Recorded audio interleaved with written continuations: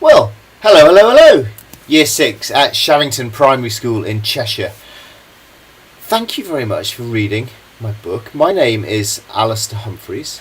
I've written a few books for children and been on some big adventures, and you have now sent me some good questions which I hope might encourage you guys to go on adventures of your own. I'll get on with it and answer your questions after I have a quick sip of tea. Alex says, out of all the cities you've visited, which one would you want to live in and why? Good question. San Francisco, Istanbul, Rio de Janeiro and Cape Town for the ocean and the beauty. New York and Tokyo for the busyness and the excitement. Yes, they'd be good cities. In your opinion, asks Layla, where can the best food be found?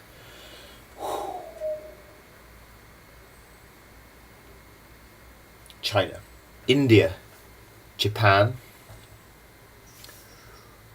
Vietnam. I'm quite Asia heavy on my foods, but I must also say the Middle East is very good. Syria, Lebanon, fantastic. Georgian food is really good. If you're a hefty meat eater, then the barbecues in Texas or in South Africa or Argentina are pretty spectacular as well. Oh, you're getting me hungry, all these questions. Or if you like to get a shark and bury it on a beach and leave it for quite a lot of months until it's rotten and it's quite soft like cheese, and then you want to eat that. If that's your idea of delicious food, then you can't go wrong with Iceland, which is a country I love, but I do question their bury a shark on a beach cooking technique. Layla says, how old were you when you started travelling? When I finished school, so after year 13, when I was 18, I went and spent a year in South Africa, and I taught in a little village school in the middle of nowhere, and that was my first massive adventure, and it got me dreaming of wanting to go see lots of places in the world. Emma says, in your opinion, what country has the best culture? Wow, no one has asked me that before. That is, of course, an impossible question, which I suspect you know, but I will give you an answer. Which country has the best culture? Wow. I love the kindness and hospitality and welcoming of the Muslim world. I know that's not a culture, but generalising.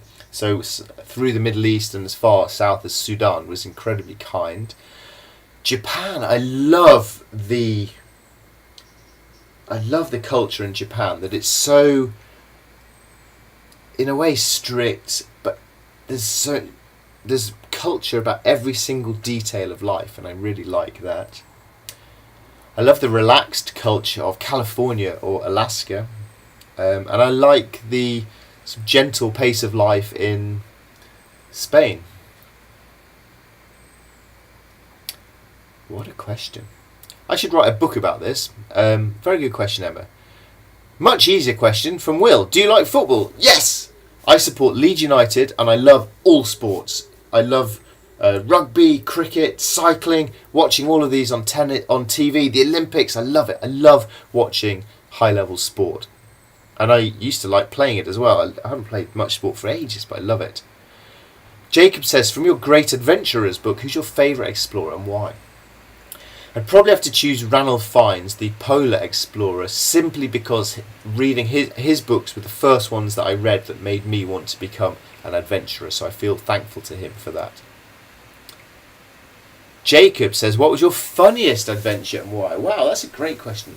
Well, I decided to try and play my violin walking through Spain, even though I really cannot play the violin well at all. I really can't.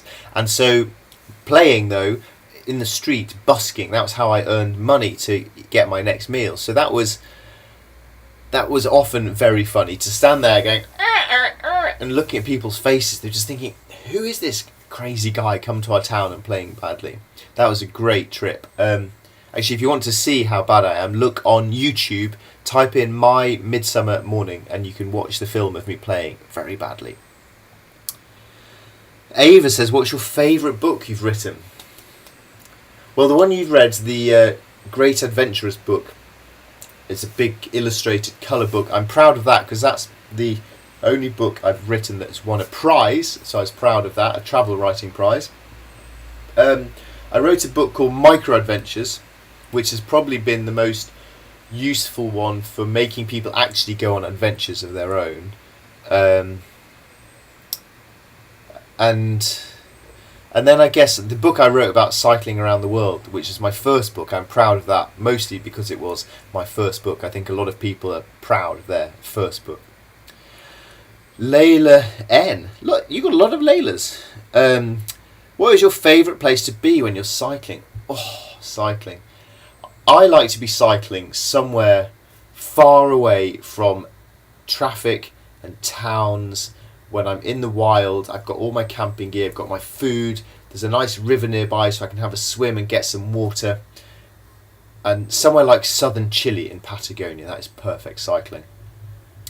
Finn says, what adventure did you find the most challenging and why? Maybe rowing across the Atlantic Ocean, because I was seasick for the non-stop for 10 days, and then you row for 2 hours, rest for 2 hours, row for 2 hours, rest for 2 hours, row for 2 hours, rest for 2 hours, row for 2 hours, rest for 2 hours, non-stop for 45 days, which is exhausting and boring and frightening all at the same time.